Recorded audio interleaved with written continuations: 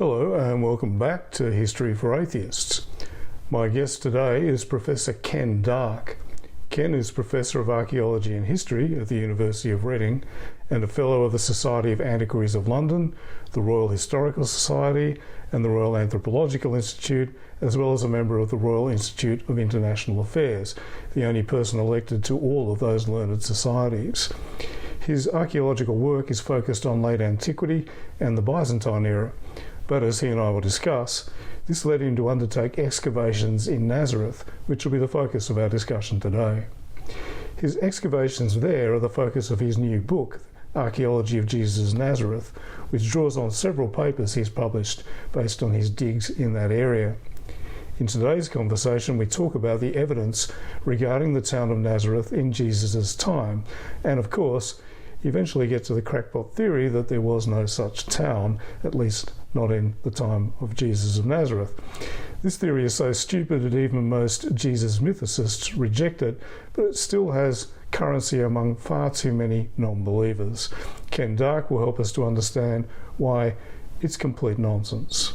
So, Ken Darke, Dr. Ken Darke, or do I call you Ken Darke these days? Professor, it is too, yeah. Professor Ken Darke, but I think I'll just call you Ken. I'd rather be called Ken.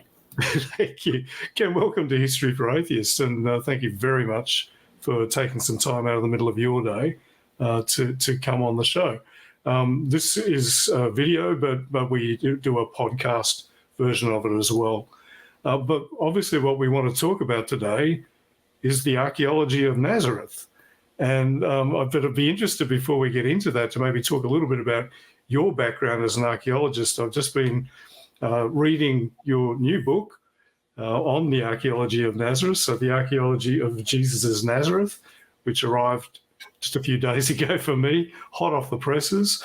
And in your first chapter, you call yourself an accidental biblical archaeologist. What do you mean? That was really a joke for the chapter title, but what I meant was that I'm a secular archaeologist. I'm a specialist on the first millennium AD. We call it AD, BC in British Roman period archaeology. That's not, as Rene Salm said in his Nazareth Gate book, some kind of ideological statement in itself. People would look at me askance if I talked about the first millennium CE in Roman archaeology in Britain. First millennium AD specialist. Really, I've worked on secular topics for most of my career. I wrote my PhD on the collapse of the Roman Empire, talking about the archaeology and history of the Roman collapse and what it might tell us about theories of state collapse. So after that, I've worked on various themes and topics in Roman and immediately post-Roman archaeology, both in Western Europe, especially Britain, and in the Mediterranean, especially the Eastern Mediterranean. So before I came to Nazareth, I was working for a long time on the archaeology of Istanbul, on the Byzantine capital city of Constantinople. And so that was my immediate background before coming to Nazareth. And I'd also worked for many years on Eastern Mediterranean, Roman and Byzantine pottery, and written the first book on Byzantine pottery overall since 1930, which was then for 70 years in 2000 or thereabouts. So I came to it from that. So when you say that you're an accidental biblical archaeologist, what you're saying is that you're not someone who's specialised in, let's look at what the archaeology can tell us about the Bible, and you're certainly not one of these, let's prove the Bible by doing archaeology people. Absolutely. People sometimes say, especially people who want to make it sound as if everything I write or everything any archaeologist writes on the archaeology of Nazareth or the archaeology of the first century in Galilee is a kind of ideological religious statement. They occasionally say, were you coming to Nazareth as a sort of mission, or were you coming to Nazareth as a quest for Jesus? No, I was coming to Nazareth specifically to understand the emergence of a late Roman and Byzantine pilgrimage centre in its Roman period landscape. So nothing to do with early first century Nazareth at all. And in the course of doing that, we kept finding things that were first century and did relate to the what that book title calls Jesus Nazareth. Good. And so that obviously, being a proper professional archaeologist, you can't just ignore the evidence. And so if you've got a lot of evidence, that requires explanation, it requires reporting, but it also requires putting it in a broader context. Gotcha. And given that the broader context in Nazareth includes early Christianity, it includes the Gospels, then I obviously had to take account of that while still maintaining the same research project. I mean, in terms of my overall research question, it was fascinating what we found in the later Roman and early Byzantine phases in the countryside outside Nazareth, where distinctions that have been maintained apparently for centuries between the two sides of the valley between Nazareth and Sepphoris break down. In this late period. And I was really interested in that part of the book. That was quite interesting because you talk about, you give a map that shows the finds. So what we're talking about is we've got a valley. Nazareth is on one side, Sepphoris, which was a really sort of a pagan Roman city, or larger town. It was a larger city. We think with a predominantly Jewish population, but a much more multicultural population. Yeah, but there's a divide down the middle of the valley where what you discovered was that on one side, the Nazareth side, it's purely Jewish, and on the Sepphoris side, it's a mix. It's pagan, Roman, Jewish. And so there seems to have been a kind of it's almost as though Nazareth is in, I think you called it kind of like a Jewish island in the middle of this part of Galilee, which is fascinating. Exactly. It's the in terms of Sepphoris and its culture, we see not something exceptional. We see something typical. As a Romanist with one hat on, I recognise it absolutely as typical of Eastern Roman provincial cities in their multicultural and what we used to call Romanized aspects. We tend not to say Romanized anymore. But anyway, I'll say it now. But then when we get to the Nazareth side of the village, the valley, sorry, we have a much smaller, we think, settlement. Certainly not a major Roman town. Yep. And that settlement is associated with a purely Jewish material culture. And so it looks as if there's a division across the valley. And in fact, you can trace it in the countryside, in the material culture of the countryside sites in the valley, to almost exactly halfway down the middle of the valley, where you get the normal Roman provincial culture coming up from Sepphoris and the more purely Jewish stuff coming out of Nazareth, as it were.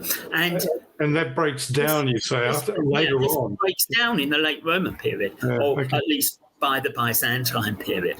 But the interesting thing, before we get to that, is this kind of cultural division is not normal in the archaeology of the Roman Empire. This probably is the place in the whole Roman Empire where we can see as blatant, as direct, as abrupt a division between what used to be called Romanized provincial culture and indigenous provincial culture.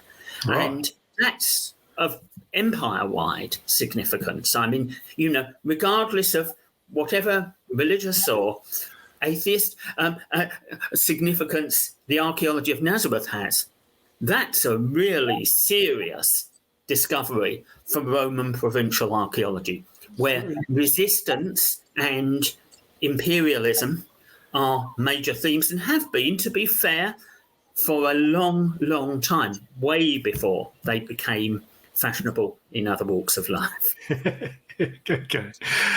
So just before we talk a little bit more about specifically the digs that you've done in Nazareth, can you maybe give us a quick overview of the archaeology of Nazareth generally, and with a particular focus on the first century, because we're going to get to the whole claim that there was no Nazareth in the early first century at the moment.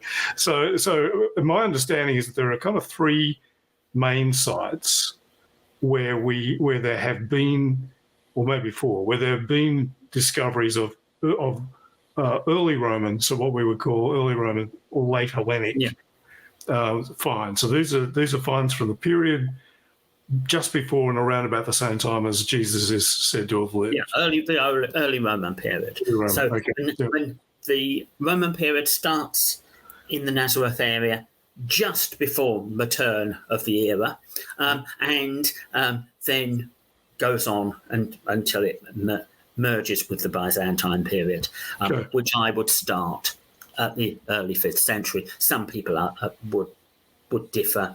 Bit earlier, bit later, but let's say that.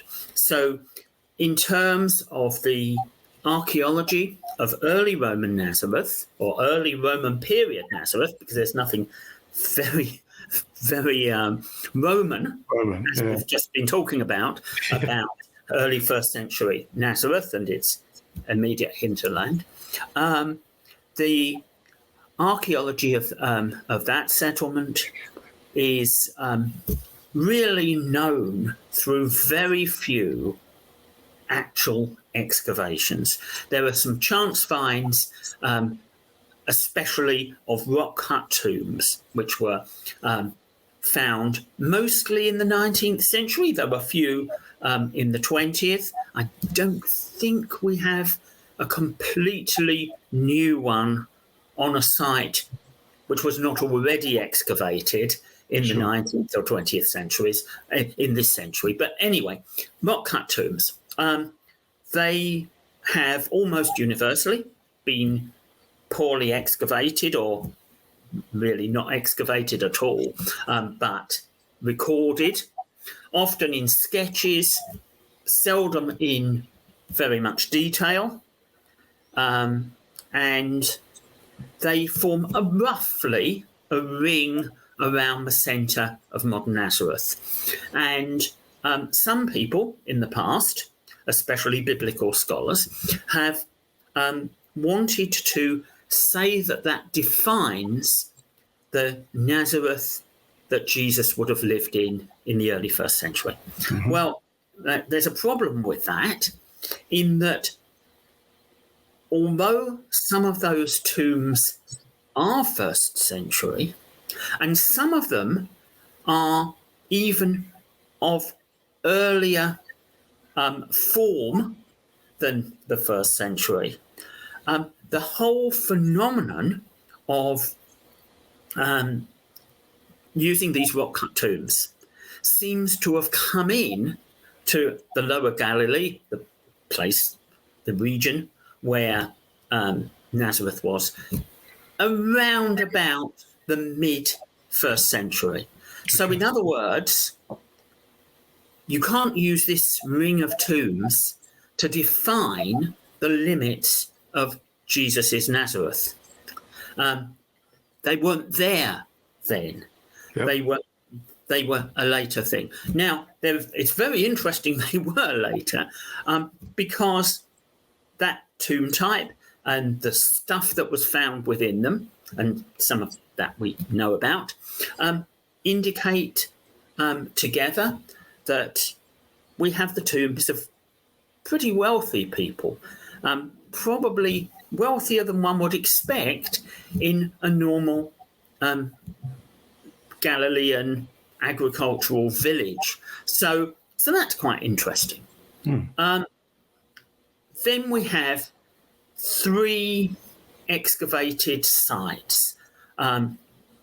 One site is away from the centre of modern Nazareth, a little bit away, and that is variously called in publications Nazareth Village Farm or Nazareth Village. And there is a very interesting modern reconstruction of a few buildings that are like those that would have existed in first century Nazareth, and recreations of various craft working and agricultural techniques that you can see at that site today, which has developed as a sort of tourist public education attraction, if you like. Now that, when it was excavated, was a site where there were agricultural terraces. There was quite a lot of evidence for agricultural activity in the first century AD, and including what might be evidence from the early first century AD. So that tells us a lot about how people were farming in the Nazareth area. And funnily enough, at a rescue site, a site excavated ahead of construction work, ahead of destruction of its archaeology, the Israel Antiquities Authority found very similar evidence backing up the Nazareth village or village farm excavation. So these are sites that would have probably been outside any settlement area, but are informative about the sort of activities that were probably associated with that settlements. And just before we move on from that particular site, because I've read the archaeological report on that site. So you've got finds there which are mainly sort of pottery and pottery fragments, and they span from, if I remember correctly, the Hellenic through the early Roman, so through that early first century, late Roman and Byzantine. Have I got that right? I'm not sure as Byzantine Maybe material, not. but there is late Hellenistic through to the end of the Roman period. Gotcha. I'd have to go back and look at the Byzantine. I didn't get a chance today to really look at that report, but there's definitely early Roman, because I remember counting about 20 specific finds that yes, there is. identified. There's no doubt about it. It's the site of that period. Okay, that's good. So that's there's been some debate about it, but not serious debate, not from anybody who is really qualified to judge. We'll come back to the debate. so that's that site. Anyway, elsewhere, the excavated sites, there were really, actually, you could say there were 3 of them. I don't know what figure I just gave, but you could say there were 3 of them. There's the Church of the Annunciation site, which was excavated when the modern cathedral-like Church of the Annunciation was built in the 1960s and the very early 70s. And that was also a rescue excavation, and that was mostly directed by a Franciscan monk and priest called Bellarmino Bagatti, who excavated it and published it in great detail, but was using not the methods of the 1960s and 70s, but rather archaeological methods which we would associate certainly in Northwest Europe with the period before World War II. Right. And he gives enough to reinterpret or to check what he's done, but doesn't really publish in a modern way, but also didn't excavate it in a modern way. And thus the essential sequence of structures and events on that site can be reconstructed, can be in part confirmed, in part revised in reanalysis, and I've done that. But a lot of what he did could have been done in a way which would, even in the 60s and 70s, have given us huge amounts more evidence to work with. So it's kind of a glass half empty, glass half full type scenario. Sounds like a bit of a missed opportunity, perhaps. Yeah, but you look at it one way, it was good. He recorded the information because it was going to be destroyed. Yeah. If he hadn't been there, it wouldn't have been recorded. Gotcha.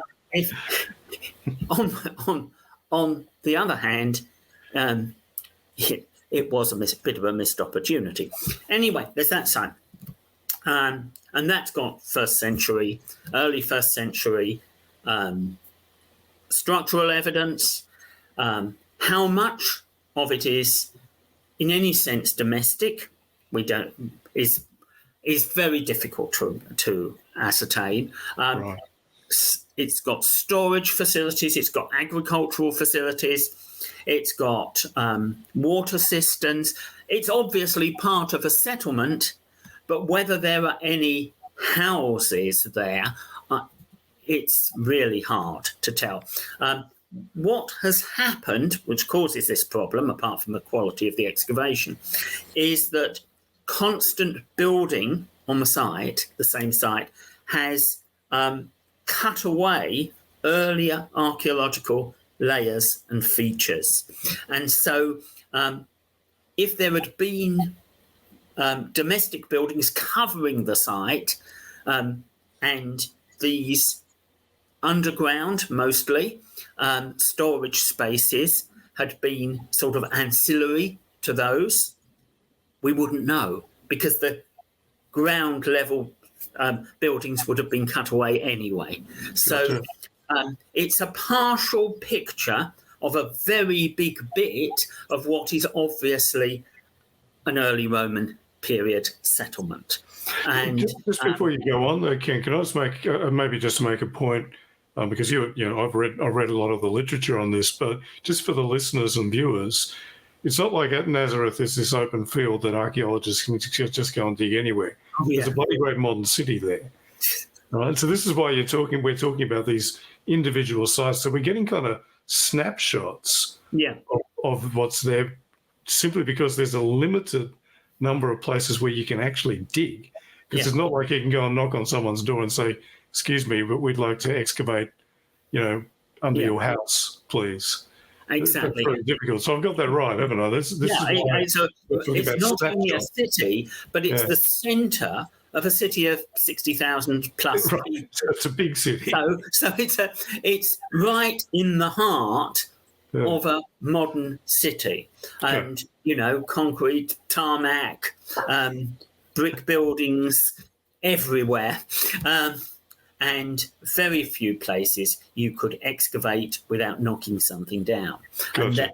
And then, therefore, what's been found, in fact, what's been found on all of those three sites I mentioned, I've come to just one of them, what's been found in the city centre, I mean, not Nazareth village.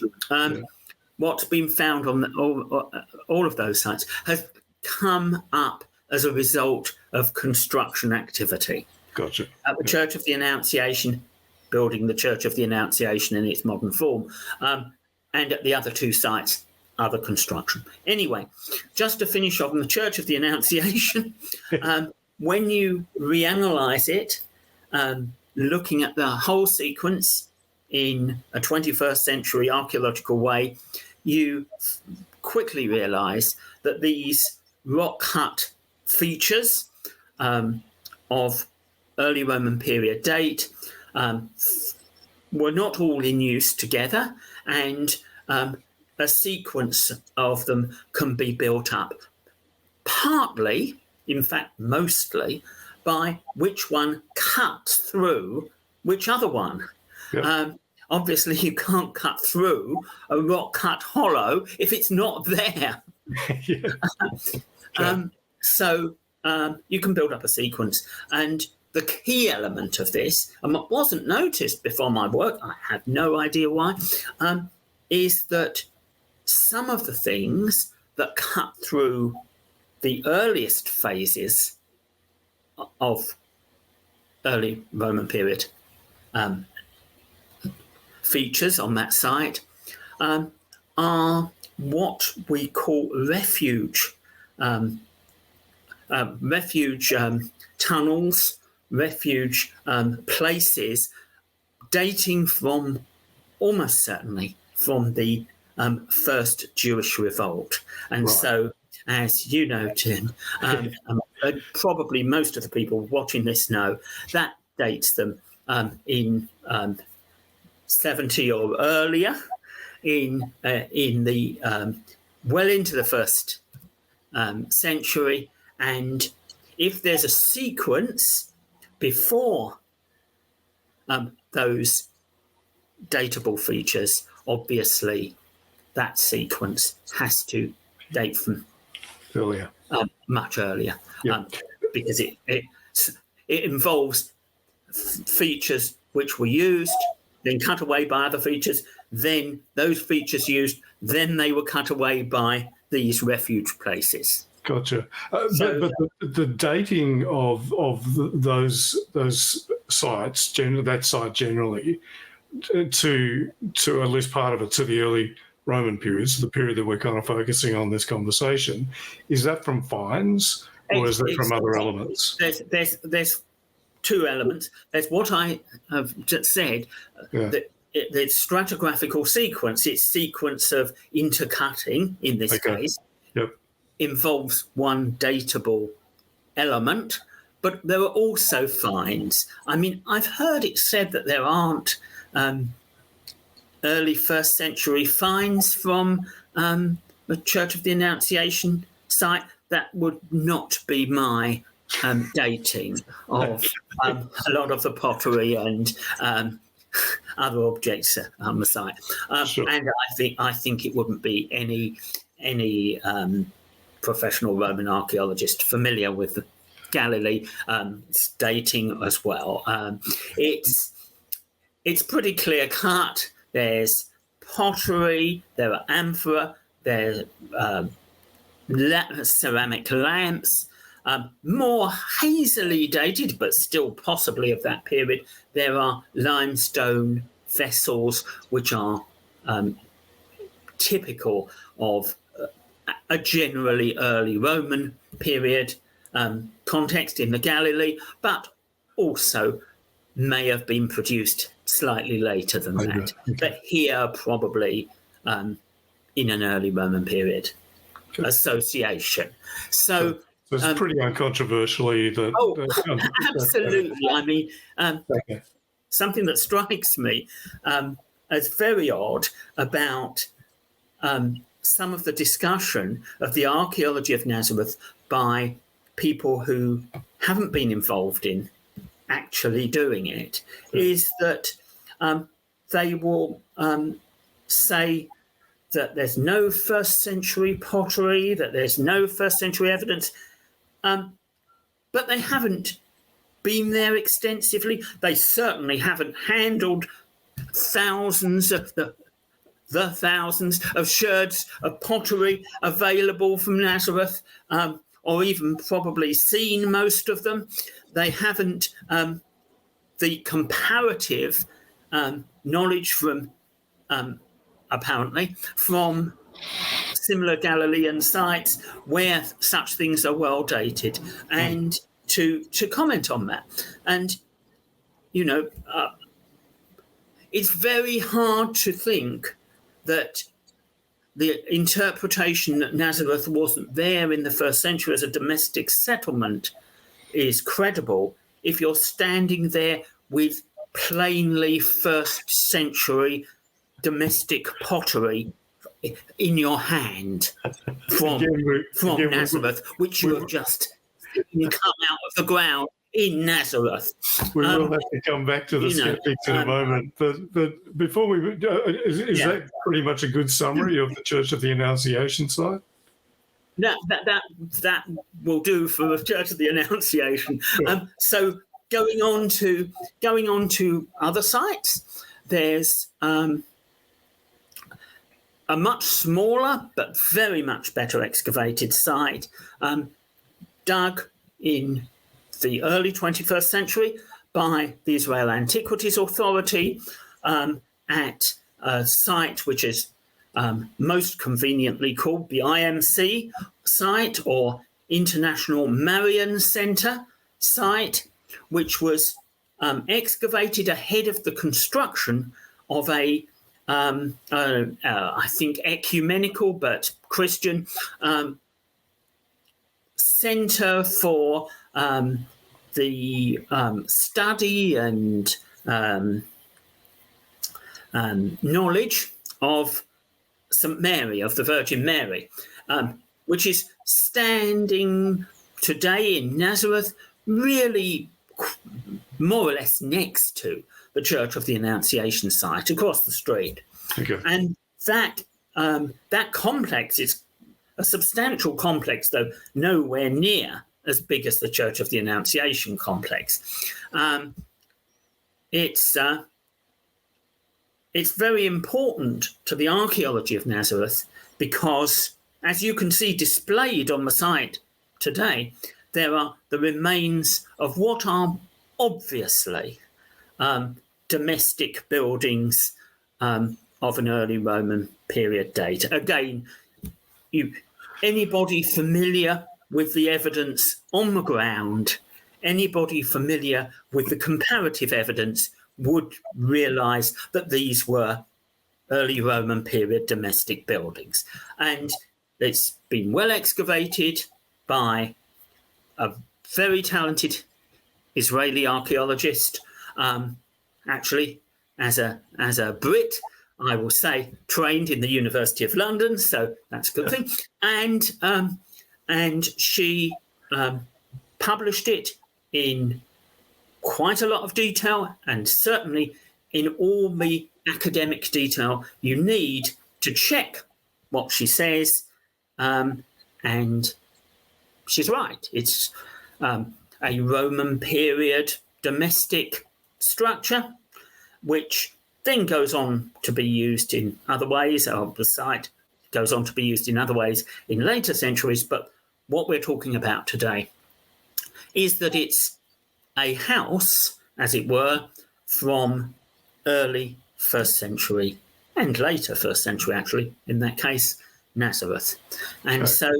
And that was the house that was excavated by, is that by Alexandra? Yeah, Alexandra. Alexandra. And that's the one I'm talking about. Okay. But for the Israel Antiquities Authority, cool. It's their excavation, and they have a very, very efficient rescue archaeology program for Israel, and employing some extremely good archaeologists, of which Alexandra is one, and that is a major discovery. Sure. And but it wasn't the first house to be found in the ancient settlement of Nazareth. Across the street from that, about 100 metres from the Church of the Annunciation, is the Sisters of Nazareth site, in which I've worked, where the excavation was done in the late 19th century and early 20th century, before the formation of the State of Israel, but after the Order of Nuns, the French-speaking Order of the Sisters of Nazareth. There are, I should say, because I saw somebody confuse this the other day, and I was absolutely outraged. There are two orders of nuns called the Sisters of Nazareth. The French-speaking order, who are present in Israel and Lebanon, I believe, having a monastic complex in Nazareth.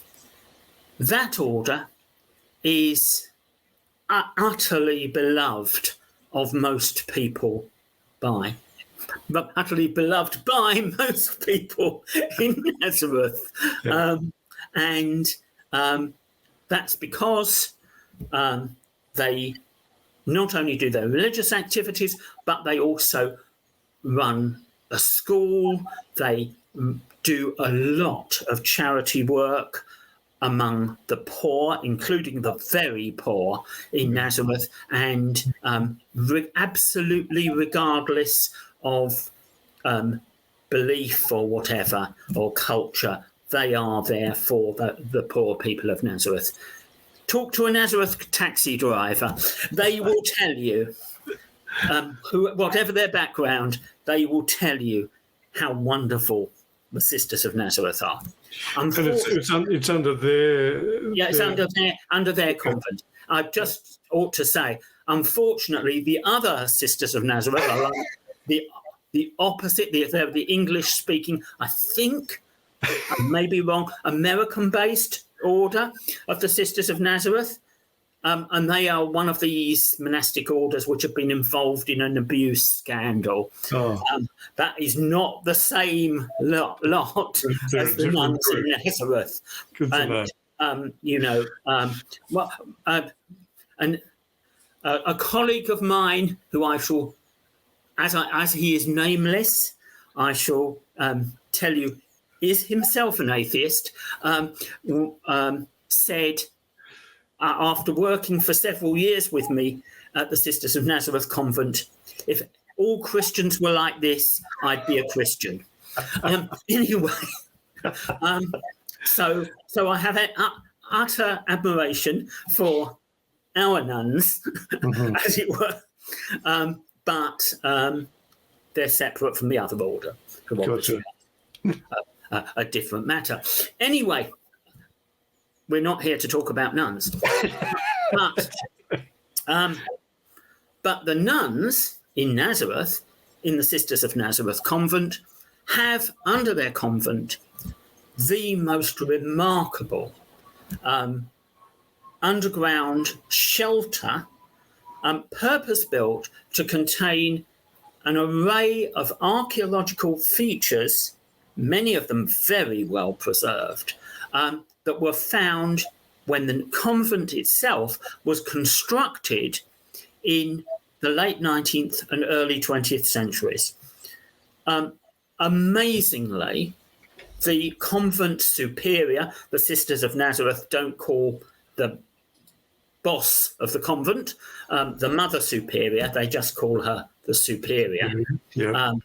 They are a very informal group of nuns, in my experience. They don't wear habits, they wear normal European clothes, sort of plainclothes nuns. So they're superior at the time of the excavation, of the discovery, mounted her own excavation, her own rescue excavation. This was a woman called Marie Giraud, Mère Marie Giraud. Okay. These days, the Sisters of Nazareth don't call the superior mother, or Mère. They just call her sister. But anyway, then they did. Mère Marie Giraud organised, initiated, directed, and recorded the rescue excavation of the remains that were found when the convent was constructed. She did so according to the best standards of late 19th century archaeology. She made meticulous, detailed, surveyed records. I mean, they're not as good as modern archaeological records, but they're a heck of a lot better than most 19th century archaeological records. Yeah. And in doing so, and organising the nuns to be her workforce, along with workmen, as was typical of the late 19th century archaeological practice, she was at the very least one of the earliest female directors of an excavation in the world. I can't find any female excavation director earlier than her, but I don't like to say she was the earliest in the world, in case there is one out there. And somebody who is writing their PhD on some other pioneering woman archaeologist says, that Ken Dark, he doesn't know what he's talking about. My nun was earlier than his nun. To your knowledge. Yeah, but to my knowledge, she is the earliest. And she was a remarkable woman, obviously. And even into recorded memory of the workman, the last of the workmen, remembered her, when he was an old man, remembered her standing, directing the excavations with, he said, her little notebook in hand. Like a modern excavation director, really. But we don't use notebooks anymore. Anyway, this was a good excavation. And in many ways, Giraud's excavation, although not published in any detail, a story which reflects very badly on 19th century journals, the 19th century archaeological practice in what's now Israel, but we're not here to talk about that also. Giraud's excavation was really, for its time, compared to contemporary excavations of its time, a better excavation, far better than Bogatti's in the 1960s. But they found a house, are you saying? Yeah. So what they found was an amazing sequence going from the 1st century through to the Crusader period. And the Crusader period stuff is itself interesting. We won't talk about that today. It involves, however, a Byzantine church, which is bigger and probably originally was at least as elaborate as the Church of the Annunciation. And you on just simple archaeological grounds, without any texts, I would automatically think, what on earth is this? You can tell my London accent coming out. What on earth is this church doing, which is contemporary with the Church of the Annunciation, one of the holiest places in Byzantine Christianity in the world, but massively bigger next to it? Yeah. It's got to be important just on simple archaeological reasoning. In Byzantine church architecture, how big stuff is and how elaborately decorated it is indicates status. Okay. Yep. Indicates religious status within the Orthodox Church. So what was at the Sisters of Nazareth was considered by the Byzantines in probably the 5th century, when they built these two churches, to be apparently more important than the place of the Annunciation. I mean, that's big time importance in Byzantine terms. Sure. So that's the Byzantine thing. That I think that's got to be the Cathedral of Byzantine Nazareth. Okay. And not least because a subsidiary building itself, something like 80 metres long, was probably a baptistry, and baptistries tend to be found at cathedrals in the Byzantine Empire, and that was immediately adjacent to this church. But so because we know that there was a Byzantine bishop. Yes. Oh, yeah. We don't get a lot of references to. We get one reference to it. Right. Not much. Like in the 5th century, in the late 5th century, 460, I think, we have a reference to a bishop in Nazareth.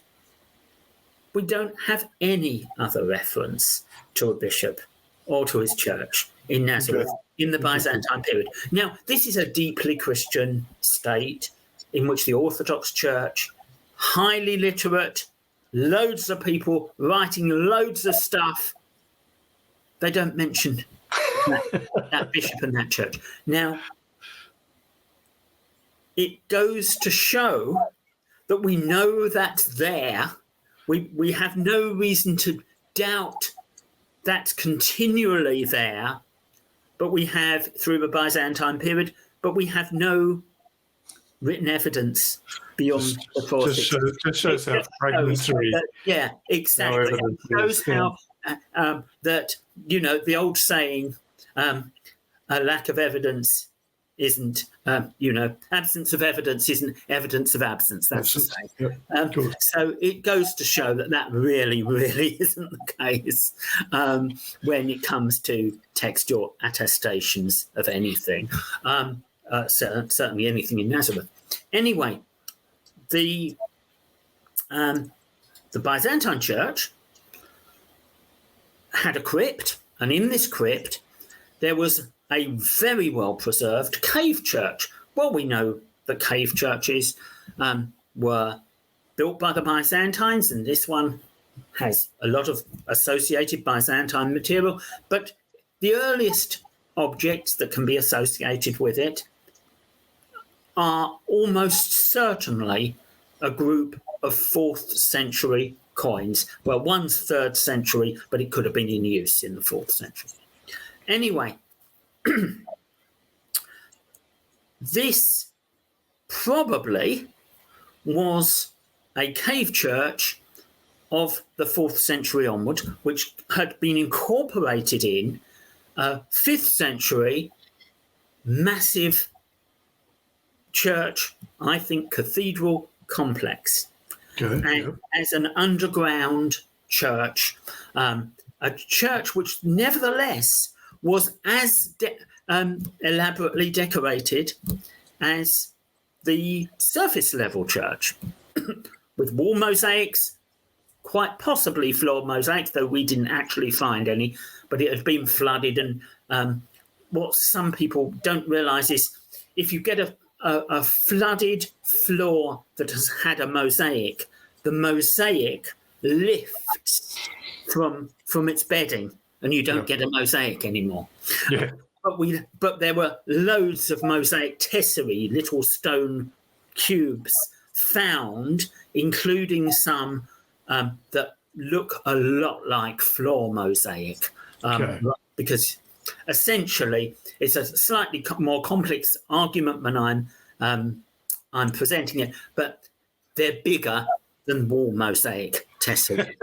Okay, cool. So you can tell the difference. Is that this is something that you could prove on many sides.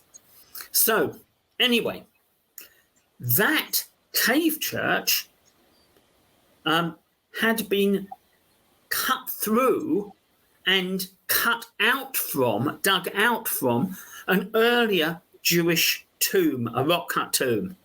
One of those types of rock-cut tomb I was saying tend not to be before the middle of the 1st century, but they can be 1st century or later. Sure. That are found in Nazareth. That tomb had burial slots in its wall. Those slots, even the one that would have been cut away as they dug out from the tomb, had been preserved inside the cave church. And at least 2 of them had been decorated with mosaic surrounds.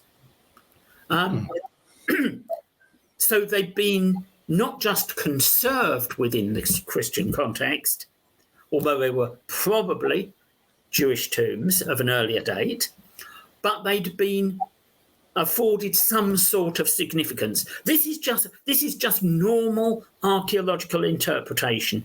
We would have this kind of logic of interpretation whether you were in Roman Britain or Roman Africa, or in this case, Roman, what's now modern Israel. Yep. Anyway, so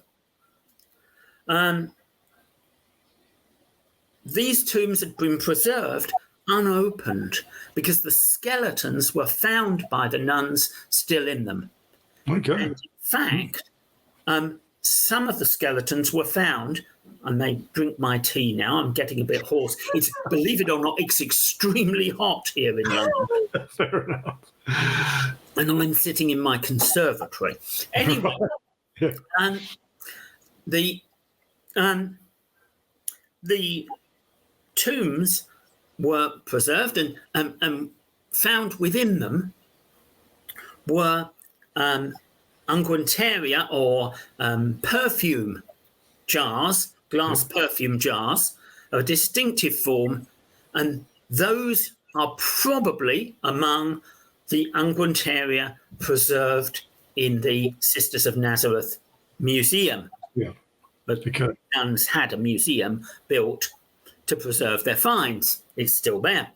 And those jars can be dated by modern archaeology to the 1st century. So this is probably a 1st century Jewish tomb that has been cut through to make a 4th century Christian cave church before the Byzantine Church. But on the other side of the site, still in the Byzantine cellar, there was another tomb, but much better preserved, also decorated in the Byzantine period with mosaic on the outside. But in this case, the tomb itself of a distinctively datable form is so well preserved we can compare lots of its features with those of well-dated tombs elsewhere. Now, I don't mean just well-dated tombs down in Judea, though that's where the majority of well-dated tombs are, but well-dated tombs in Galilee, and including around Nazareth, where they've been excavated mostly by the Israel Antiquities Authority. So those well-dated tombs enable one to say that extremely well-preserved tomb is unlikely to have been built after AD 100.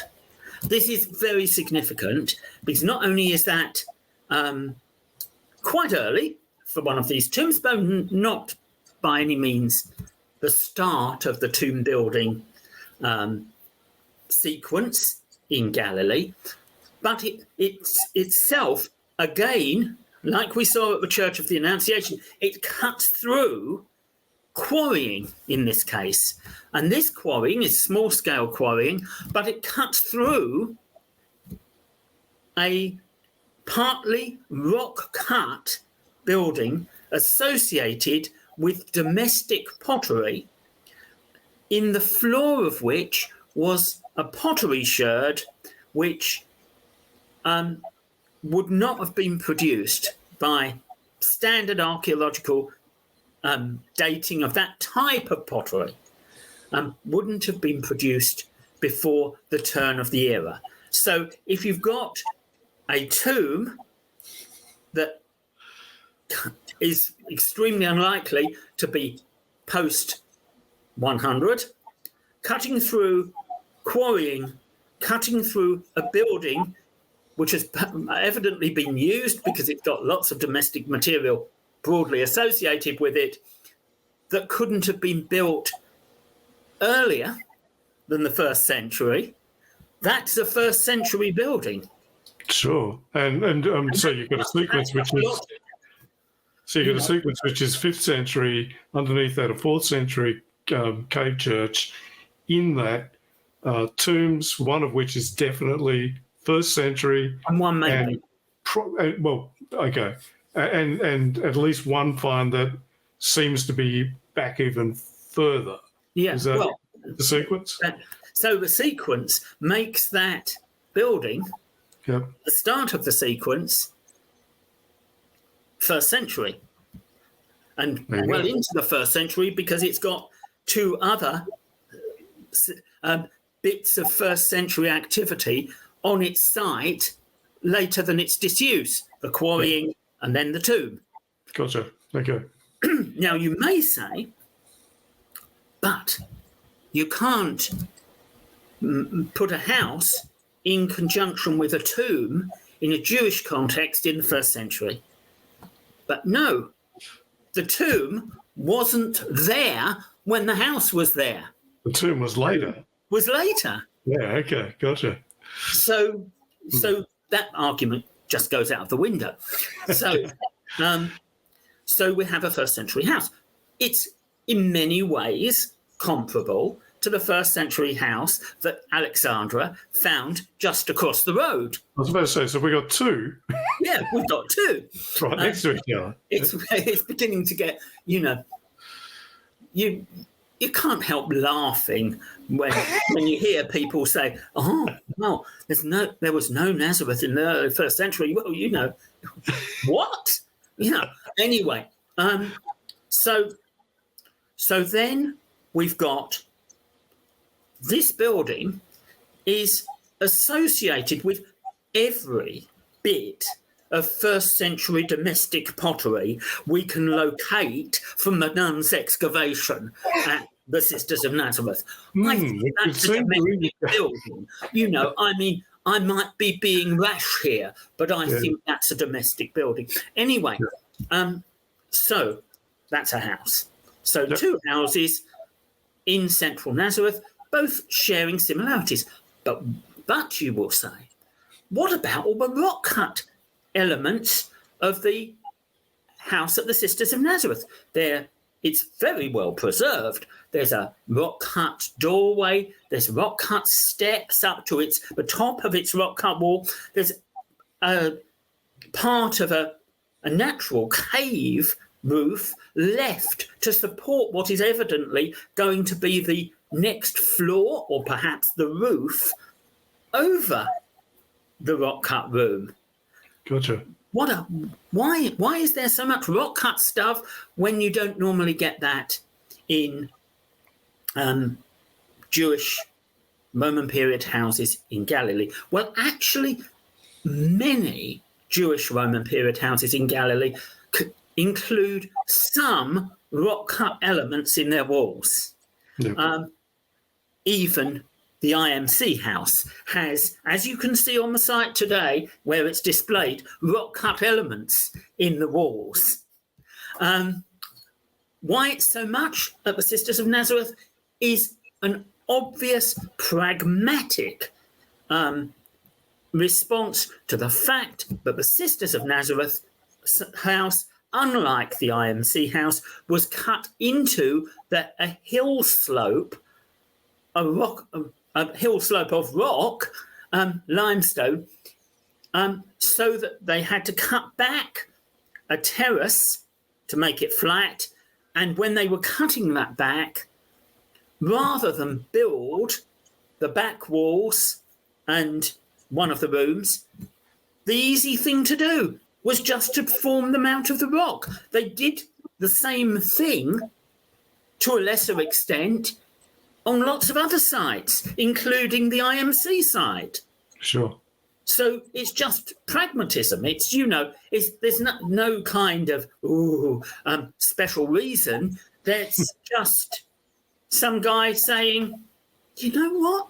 It's going to be easier to cut that out of that cliff than it is to build a wall. Yeah, I'm not making all these stones across here. I'm going to have to quarry them anyway to build a wall there when I can just hack that bit of rock out and Bob's your uncle. I've got a house wall. Sure. So it's kind of obvious. Anyway, that's the unusual thing about the Sisters of Nazareth, but it can be explained absolutely well. I hate to use the word in this context, but rationally, by someone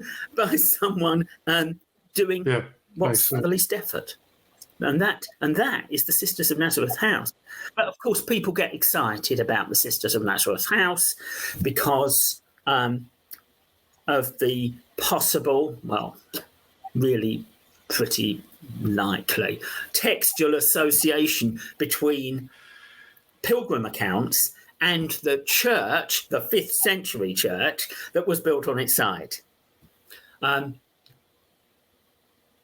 5th century church was built either at the same time or next to the Church of the Annunciation. As I say, it's a large, elaborately decorated Byzantine church. Now, there's a 7th century pilgrim account. There aren't many pilgrim accounts from Nazareth or relating to Nazareth. Fewer still, but give you any detail.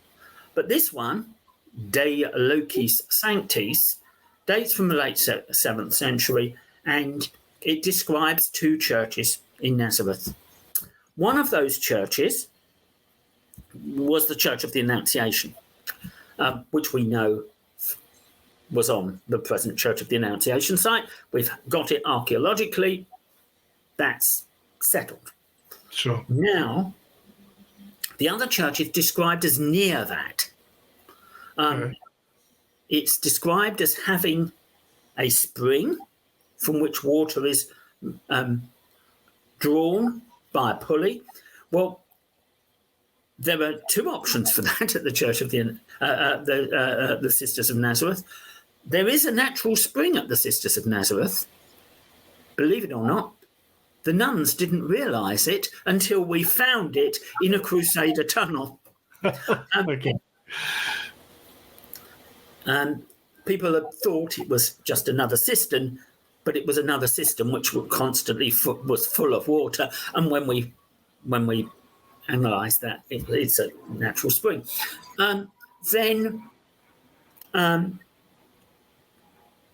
That spring fed a lot of rock cuts and built even cisterns in the Byzantine and Crusader period. Bear in mind, the features visible at Christian churches in the late 7th century, when Nazareth was under Arab rule, but had only recently been under Byzantine rule, will have been mostly Byzantine features. There wouldn't have been any massive church building in Arab Nazareth in the 7th century. Anyway, the other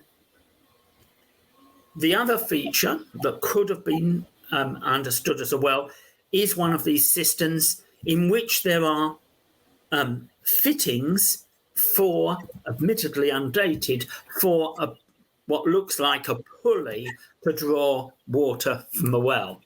So you have a choice of it being the well itself or being this system which had a possible pulley and which so much looks like a well that even the nuns refer to it as the well. Anyway, the De Locis Sanctis Church was near the Church of Renunciation. It had this well. It was a big and elaborate church, we're told in De Locis Sanctis. But it had a cellar. And it had a cellar in which there were 2 tombs, and between those tombs was a house. Obviously, one has to assume a house ruin, given that it was in the crypt of a church. Yes, okay. So we've got these 2 tombs, the 2 Jewish tombs, which we know were visible in the Byzantine period because they were decorated with mosaic. And between them, exactly between them, is the 1st century house. Just as described. So that really seems to me that we have pretty much an exact fit. And this is the thing that the media just love, and that I get emails constantly about. The house is then described by De Locis Sanctis as the reason the church is there is the house, because that's the house that Jesus grew up in.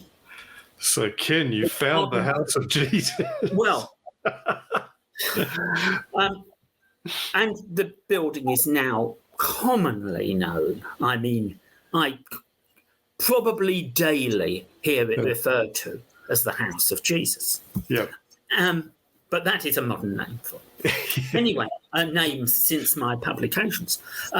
But anyway, and that's where I get into, in my archaeological reports, both the academic book I wrote on the Sisters of Nazareth, which is the final report, as it were, of my work at the Sisters of Nazareth, my archaeological work, and my latest book, which it presents everything I've been talking about that we can, and more. Yes, that book, the archaeology of, archaeology, there's not a thing, Archaeology of Jesus Nazareth, which has just come out. And so that is where in those books I have to get into, though you know, I wasn't in Nazareth to do this kind of thing. I have to get into, could it really be the house of Jesus? Well, the answer is that in a rigorous, rational, scientific way, you just can't tell. No. There's a perfectly good argument that it could all have been made up, that it could have been somebody saying, oh, well, look, that building over there, let's call it the house of Jesus. The pilgrims all like that. Good, because we know that went on. Yeah, exactly. Well, where did this happen? Oh, it happened over there. You know. Yeah, it could have been. Sure. But unfortunately, it's not as easy as that, because there's a lot of evidence, both from historical and anthropological contexts, that the memory of the people associated with a particular house or a particular house ruin, funnily enough, especially, can be preserved for an immense amount of time. And I mean, in the street I live in London, there's a house that somebody who was one of Oswald Mosley's black shirts lived in in the 1930s. It is even now called, to a younger generation than me, black shirts. And, that's almost 100 years on its own in a modern city. Yeah.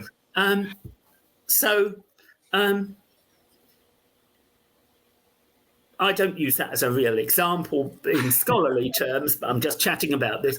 But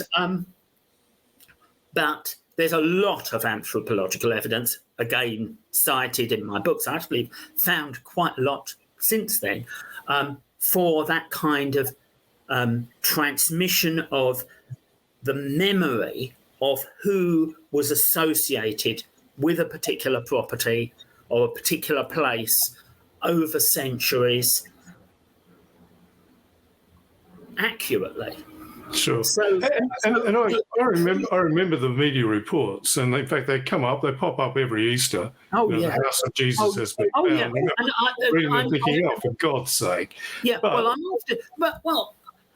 They often claim that I say. Yeah, I've seen that. That is the House of Jesus. Well, I mean, in one. Yeah. Have you seen this one? There's one internet video. I assume it's on YouTube. I haven't seen it for a long time. In which a guy, pretending to be me, I suppose, has quotations from other media, but he is saying, and there'll be a caption that says, "I found the House of Jesus," and he'll go, yeah. Well, unless I've lost about 30 years and about 2 stone, this guy is not me. He actually looks a little bit like I looked in my 20s, but I wasn't doing that in my 20s. Anyway, So we can't. What we can say, I'm a complete skeptic. So what I would say is we can't rule out the idea that there was some memory of that. That was the house, but there's no way we could possibly go beyond saying it's a maybe. It's a maybe. That's about as much as we can say. Yeah, that is my position. I mean, I'm in print several times as saying it's impossible to tell. That is my standard line. There's the quote, folks. Ken Dark. But it's impossible to tell. But it is impossible to tell. It's not, definitely not.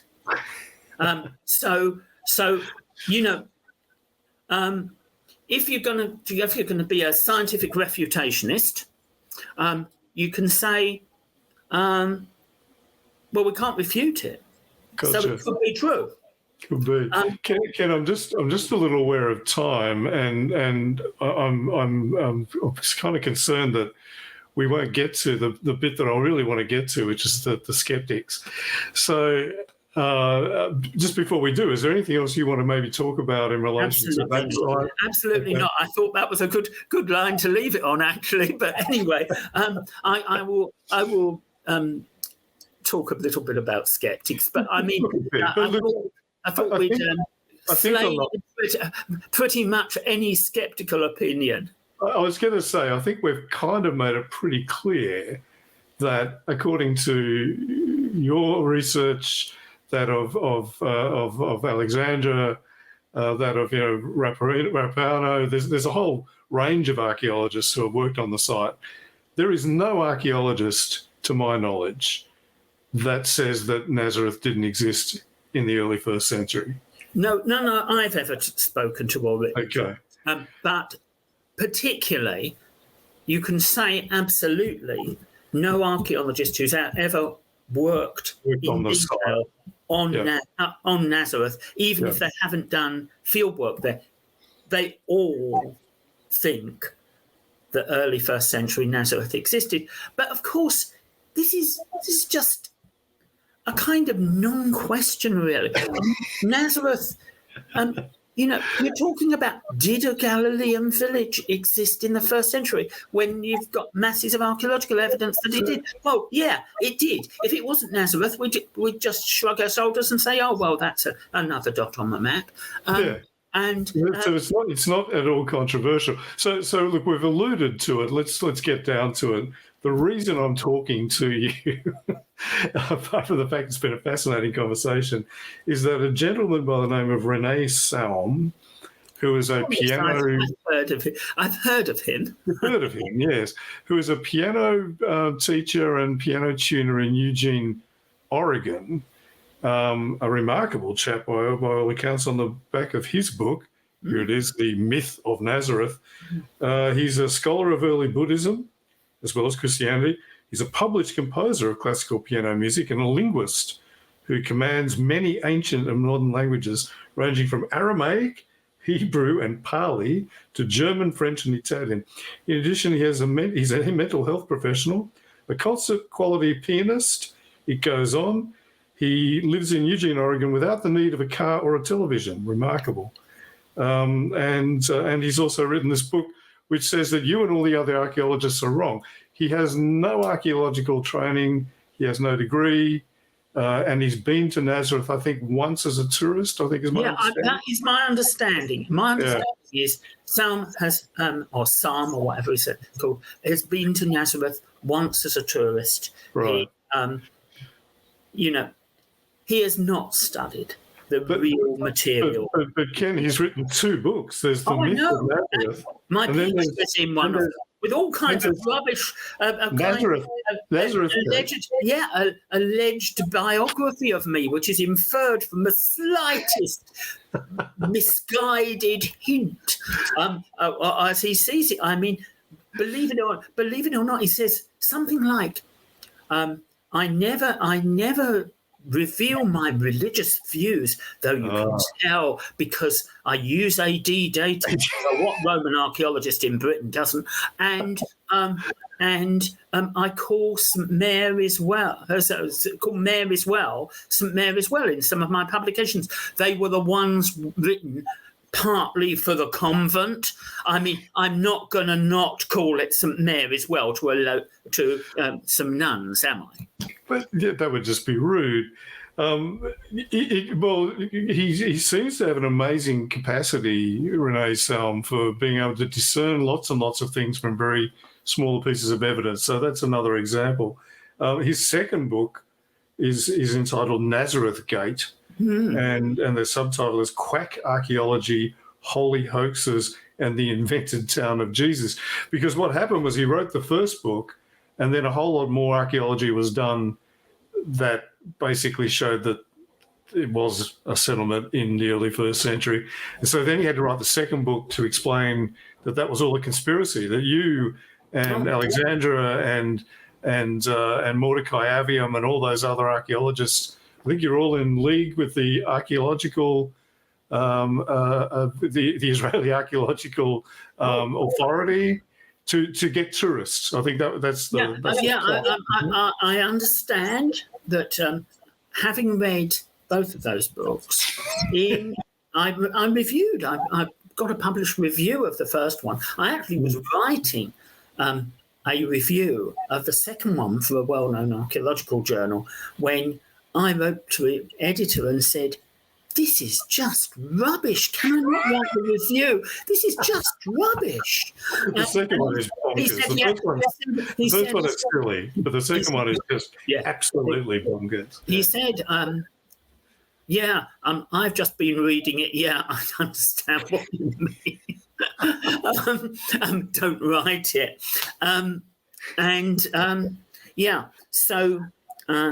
So look, I think we've effectively already kind of debunked it because it's quite clear. There's a couple of details in it that I wouldn't mind just before we wrap up. I wouldn't mind talking about. Okay. One is he places an enormous amount of emphasis on the work by Hans-Peter Kuhnen, the German archaeologist, who says that those rock-cut tombs that you were talking about, the Kochim tombs, in Galilee can only date to the to the late Roman period, or at least to the second half of the 1st century AD. And so you can't claim that a site with those tombs on it, I'm paraphrasing, could be dated earlier. But you've kind of said, well, it doesn't matter because those tombs do date to later, but they can't pop up out of nowhere. Yeah, there has to be something before that. I have not only corresponded with Hans-Peter, but we are both Roman provincial archaeologists in background. I mean, he works on Syria. I mean, Salm makes this thing about how Cunin's a specialist on, the archaeology of the Holy Land or whatever, whereas I'm not. We actually have a very, very similar background. But we both work on the Western provinces. We both work on the Eastern provinces. I think he wrote his PhD, to be fair, on the Eastern provinces, whereas I wrote my PhD mostly on the Western provinces. But I mean, that's just an aspect of our work. But we both work on both of those, as do most academic Romanists in my experience. But I mean, Salm not only leans a lot on some of the stuff that Cunin says, he's actually corresponded with Cunin, and he gives the impression that Cunin agrees with him, though if you actually read the correspondence, Cunin never actually says that. So Cunin doesn't agree with Salm that there was no Nazareth. No, I mean, ask Cunin, but I'm not going to say an opinion of somebody else. I mean, I agree with Cunin on the dating of the tombs. It's one thing to date the tombs to mid-1st century to later in the Roman period as a group of monuments. But any archaeologist will tell you there's typological development in any sequence that long. Typology, that is really what it sounds as if it says, the study of the development of form. A 1st century tomb is not going to be the same as a late Roman tomb. And I can tell you that the Sisters of Nazareth tombs don't have a late Roman or Byzantine form, having published immense amounts on that period and studied it for a very long time. Anyway. But even if they're late 1st century, I think the point is they don't pop up out of nowhere. You don't go out into the middle of nowhere and start building rock cut. Absolutely, they're associated with a settlement. It has to be associated with an earlier settlement. Yeah, but also, it's kind of irrelevant because the evidence for early 1st century Nazareth isn't the tombs. That's right. It's other stuff. It's a complete red herring. And, I mean, how Salm can get to a reinterpretation of the IMC site, Alexandra's site, as he does, there is no way that site is just a series of agricultural features. I mean, it's just absurd. And he says of the Sisters of Nazareth, well, I've written a bit about this in my academic book on the Sisters of Nazareth. I think there's a bit about it, but mentioning no names, in Archaeology of Jesus Nazareth, because I don't want to just focus on one guy, especially one guy who isn't actually an archaeologist. But the interpretation he suggested in his Nazareth Gate book, that the Sisters of Nazareth, which incidentally he's never been to, it was an agricultural cistern or wine press. Oh, it's a wine press, that's right. Yeah. It ignores the fact that because the structure was built out of a cave, a natural cave in part, it's got a, how can I put it? a very large hole in the side of one of the walls. Right. As I say in the Sisters of Nazareth book, as we say colloquially, it doesn't hold water. Fair enough. There's a couple of other things that he says which I find highly amusing. I mean, he poured scorn on the idea that any early Roman era coins could have been found by Alexandra, and then she published her finds, and they were. So he then demanded that the Israel Archaeological Authority send him photos of all those coins, and they just went, "We haven't got photos." So then he got them to take photos for him, and then he looked at those photos and decided they couldn't possibly be early Roman era coins, because the coin expert who had actually handled the coins and seen them and held them in their hand, they were wrong.